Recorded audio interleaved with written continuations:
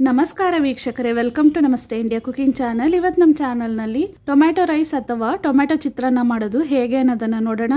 1 ಈರುಳ್ಳಿ, 5 ನಾಟಿ ಟೊಮ್ಯಾಟೊ, 2 ಕಡ್ಡಿ ಕರಿಬೇವಿನ ಸೊಪ್ಪು, 1 ಬೆಳ್ಳುಳ್ಳಿಗೆ ತಕ್ಕಷ್ಟು ಶುಂಠಿಯನ್ನ ತಗೊಂಡಿದ್ದೀನಿ. ಟೊಮ್ಯಾಟೊವಿನ ಸಿಪ್ಪೆಯನ್ನ ತೆಗೆದು ಈ ರೀತಿ ಚಿಕ್ಕದಾಗಿ ಕಟ್ ಮಾಡಿಟ್ಕೊಂಡಿದ್ದೀನಿ. ಶುಂಠಿ ಮತ್ತು ಬೆಳ್ಳುಳ್ಳಿಯ ಸಿಪ್ಪೆಯನ್ನ ತೆಗೆದು ಜಜ್ಜಿಟ್ಕೊಂಡಿದ್ದೀನಿ. 2 ತುಂಡು ಚಕ್ಕೆ, 6 ಲವಂಗವನ್ನ ತಗೊಂಡಿದ್ದೀನಿ. ಅನ್ನವನ್ನ ಬೇಯಿಸಿ ಒಂದು ತಟ್ಟೆಯಲ್ಲಿ ಹಾಕಿ ಇದನ್ನ ತಣ್ಣಗೆ ಮಾಡ್ಕೊಳ್ತಾ ಇದ್ದೀನಿ. ಒಂದು ಬಾಣಲಿಯಲ್ಲಿ 3 ಚಿಕ್ಕ ಸೌಟಷ್ಟು ಎಣ್ಣೆಯನ್ನ ಹಾಕ್ತಾ ಇದ್ದೀನಿ. ಎಣ್ಣೆ ಬಿಸಿ ಆದ್ಮೇಲೆ ಚಕ್ಕೆ ಲವಂಗವನ್ನ ಹಾಕ್ತಾ ಇದ್ದೀನಿ.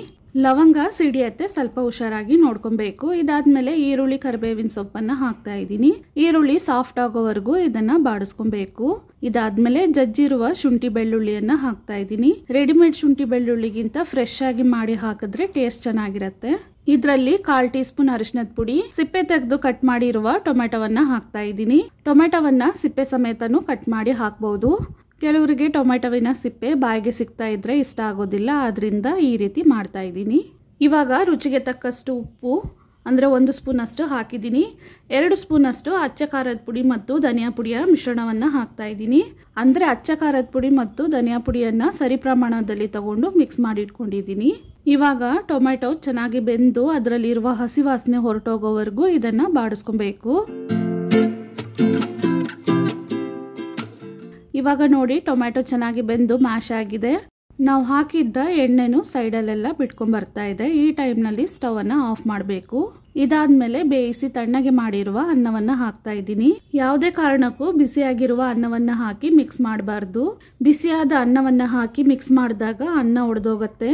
ಎಷ್ಟೇ ಮಸಾಲೆ ಹಾಕಿದ್ರೂ ಅದ್ರ ರುಚಿ ಗೊತ್ತಾಗೋದಿಲ್ಲ. ಆದ್ರಿಂದ ಅನ್ನವನ್ನ ಸ್ವಲ್ಪ ತಣ್ಣಗೆ ಮಾಡಿ ಹಾಕೊಬೇಕು. ಉಪ್ಪು, ಹುಳಿ, ಖಾರ ನೋಡಿಕೊಂಡು ಎಷ್ಟು ಅನ್ನ ಬೇಕೋ ಅಷ್ಟನ್ನ ಮಿಕ್ಸ್ ಮಾಡ್ಕೊಬೇಕು. ನೀವು ಈ ಚಿತ್ರಾನ್ನವನ್ನು ಮಾಡಿ ಅವಾಗಲೇ ತಿನ್ನೋದಾದರೆ ಕರೆಕ್ಟ್ ಮಸಾಲೆಯನ್ನು ಹಾಕೊಳ್ಳಿ. ಲಂಚ್ ಬಾಕ್ಸಿಗೆ ಏನಾದರೂ ಮಾಡ್ಕೊಳ್ಳೋದಾದರೆ ಮಸಾಲೆಯನ್ನು ಇನ್ನೂ ಸ್ವಲ್ಪ ಜಾಸ್ತಿ ಹಾಕೊಳ್ಳಿ, ಯಾಕಂದರೆ ಅನ್ನ ಮಸಾಲೆಯನ್ನು ಸ್ವಲ್ಪ ಹೀರ್ಕೊಳ್ಳುತ್ತೆ. ಈ ಗೊಜ್ಜನ್ನು ಮೊದಲನೇ ದಿನನೇ ಮಾಡಿಟ್ಟು ಮಾರನೇ ದಿನ ಅನ್ನವನ್ನು ಬೇಯಿಸಿ ಮಿಕ್ಸ್ ಮಾಡ್ಕೊಬಹುದು. ವೀಕ್ಷಕರೇ, ಈ ರೆಸಿಪಿ ನಿಮಗೆ ಇಷ್ಟ ಆಗಿದ್ದರೆ ನಮ್ಮ ಚಾನಲನ್ನು ಲೈಕ್ ಮತ್ತು ಸಬ್ಸ್ಕ್ರೈಬ್ ಮಾಡಿ. ಧನ್ಯವಾದಗಳು.